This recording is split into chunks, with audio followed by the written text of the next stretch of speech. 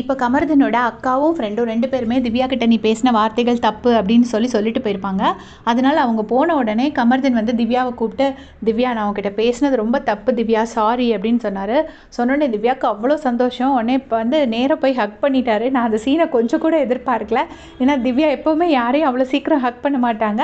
ஆனால் ஏன்னா அவங்க 2 பேரும் ஆல்ரெடி ஒரு இதில் ஒர்க் பண்ணியிருக்காங்கல்ல, ஆல்ரெடி அவங்க 2 பேரும் ஃப்ரெண்ட்ஸ் தானே.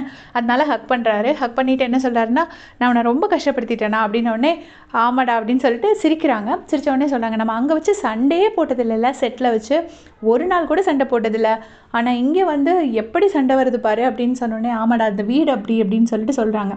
சொல்லிட்டு திவ்யா என்ன சொல்கிறாங்கன்னா, ஆனால் வார்த்தை மட்டும் நம்ம பார்த்து பேசினா அடுத்த வாட்டி அவங்கள ஃபேஸ் பண்ணும்போது நம்ம சங்கடப்பட வேண்டாம். ஏதாவது கொஞ்சம் தப்பான வார்த்தை பேசிட்டோன்னா அடுத்த வாட்டி அவங்கள ஃபேஸ் பண்ணுறதுக்கு நமக்கு கொஞ்சம் கஷ்டமாக இருக்கும். அது மட்டும் நீ கொஞ்சம் பார்த்துக்கோ அப்படின்னு சொல்கிறாங்க. உடனே கமர்தனும் ரொம்ப ஹாப்பியாக திருப்பியும் ஹக் பண்ணுறாரு வான்னு சொல்லிட்டு திருப்பவும் ஹக் பண்ணிவிட்டு பக்கத்தில் நின்று அரோரா அப்படி பார்த்துட்டே இருக்காங்க.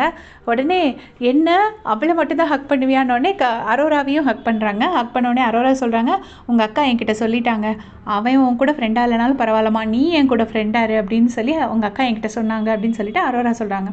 உடனே வந்துட்டு அரோரா சொன்னாங்களாம், அவன் கிடக்குறான் பிஸ்கோத்து, நம்ம 2 பேரும் ஃப்ரெண்ட்ஸாக இருப்போம்னு நான் சொன்னேன் அப்படின்னு சொல்லிட்டு கமர்தன் கிட்ட சொல்கிறாங்க.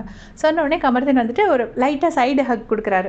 சைடு ஹக் கொடுத்தோடனே அது என்ன அங்கே மட்டும் 5-6 ஹக்கீஸு, இவ்வளோ ஹக்கீஸு எனக்கு மட்டும் இப்படியா அப்படின்னு கேட்குறாங்க. அப்புறம் திருப்பி அரோராவையும் நார்மலாக ஹக் பண்ணுறாரு எப்பவும் பண்ணுற மாதிரி.